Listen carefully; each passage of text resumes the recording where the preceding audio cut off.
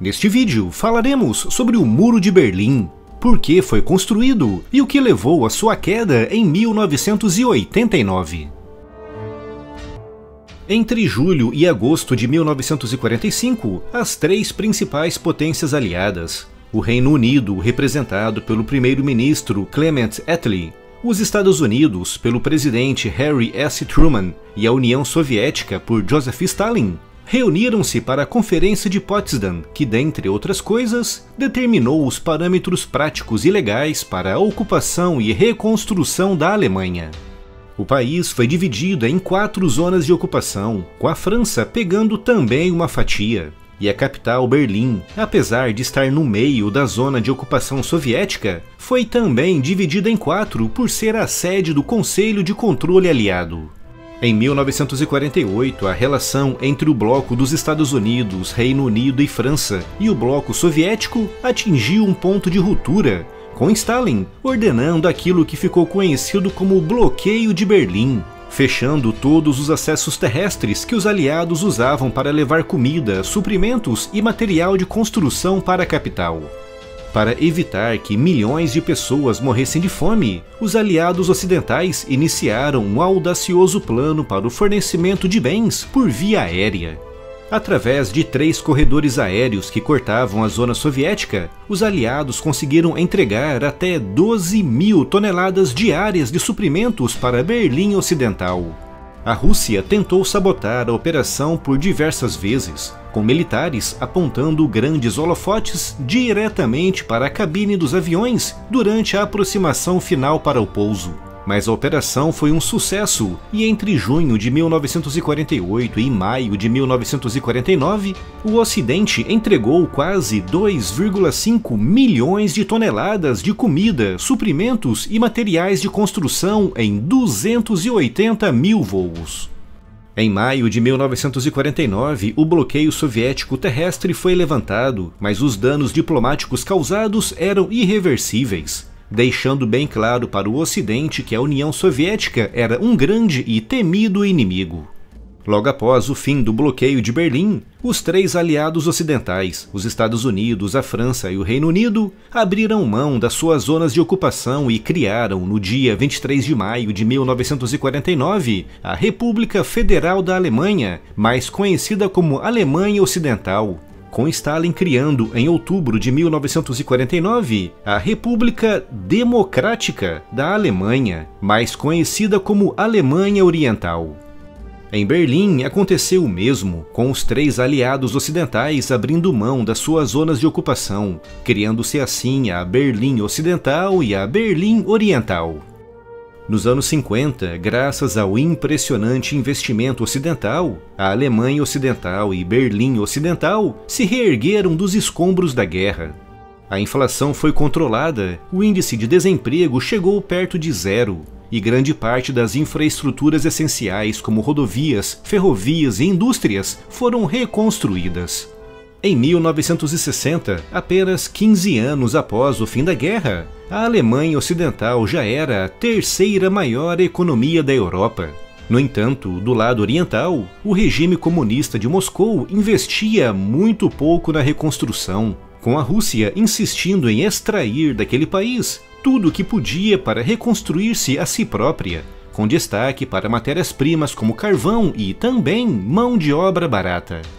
Em 1960, a discrepância entre o lado ocidental capitalista e o lado oriental comunista era gritante, e apenas entre 1950 e 1961, quase 3,5 milhões de alemães do lado oriental tinham escapado para o lado ocidental, fugindo da opressão comunista e, principalmente, à procura de uma vida melhor e mais digna. Grande parte dos alemães que fugiam eram jovens, principalmente engenheiros, arquitetos, médicos e professores. Isso levou a União Soviética a tomar uma medida drástica, iniciando a construção de um muro cercando toda a Berlim Ocidental para impedir a fuga de cidadãos da Alemanha Oriental.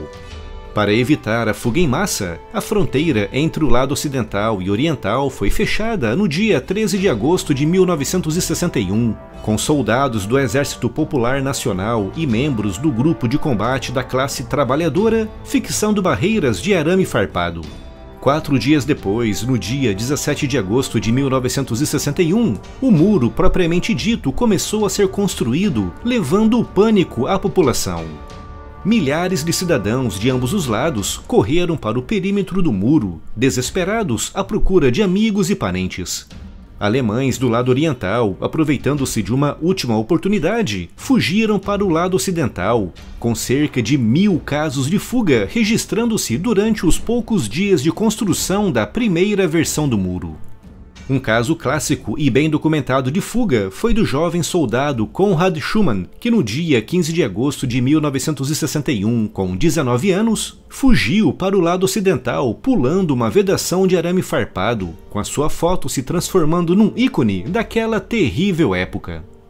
No espaço de poucas semanas, a União Soviética cercou completamente Berlim Ocidental, com um muro de 140 quilômetros de extensão e uma altura variando entre os 3,4 e os 4,2 metros. Foram também construídos 44 quilômetros de vedações de arame farpado, mais de 300 torres de observação e 20 bunkers à volta do perímetro. Em 1962, foi construído um segundo muro paralelo ao primeiro, criando-se uma área de 100 metros entre eles, uma espécie de terra de ninguém, um espaço preenchido por barreiras de aço e campos minados, com os soldados de vigia tendo permissão para disparar para matar, caso alguém tentasse atravessar a zona.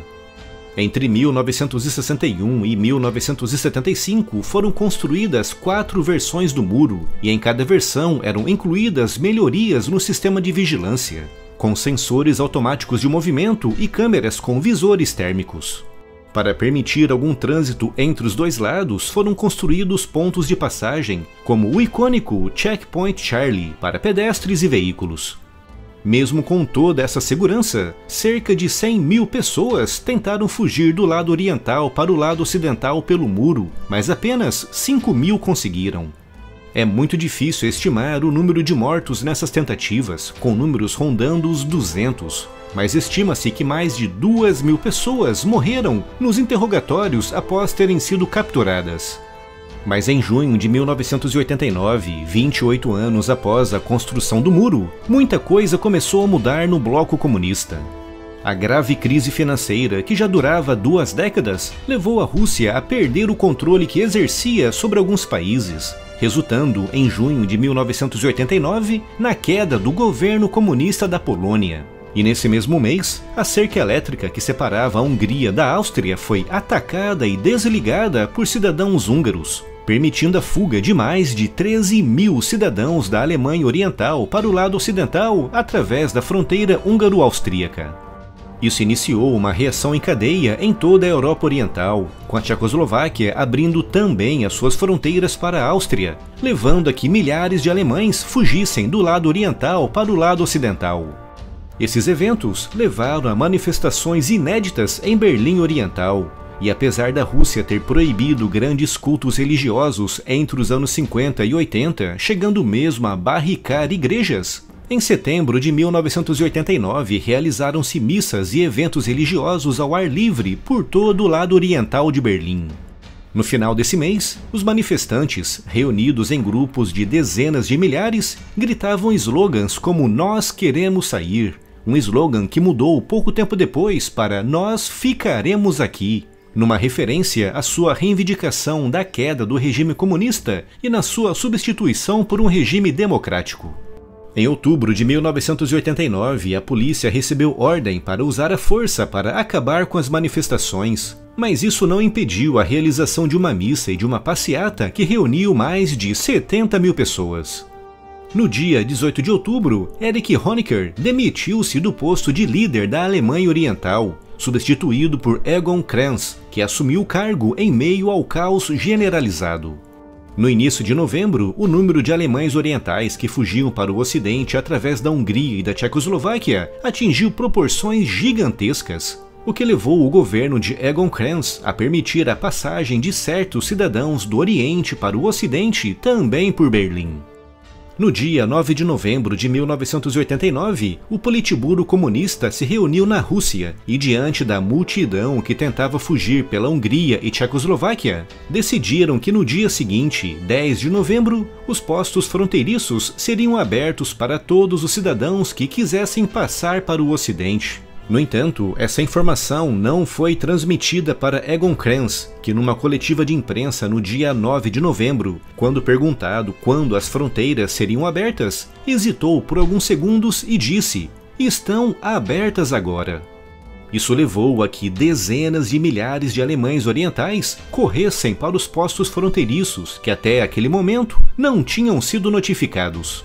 Os guardas fronteiriços tentaram barrar a multidão, mas a pressão era tão grande que às 22 horas e 45 minutos do dia 9 de novembro de 1989, Harald Jäger, o comandante de um posto em Berlim, gritou para os guardas abrirem os portões, permitindo que milhares de pessoas atravessassem livremente do Oriente para o Ocidente, marcando assim a queda oficial do Muro de Berlim. Nos dias e semanas seguintes, mais de 2,5 milhões de alemães orientais cruzaram a fronteira, na maioria das vezes em viagens rápidas, com muitos ficando deslumbrados com a pujança social e econômica dos seus vizinhos ocidentais. Iniciou-se então o processo de demolição do muro, com grandes porções tendo sido derrubadas pela própria população. Pouco mais de 2 anos depois, o bloco comunista soviético, mergulhado numa grave crise econômica que se arrastava por 2 décadas, agravada por uma desenfreada corrida armamentista, pressões sociais e guerras, desmoronou-se, marcando o fim daquele modelo político, social e econômico no leste europeu.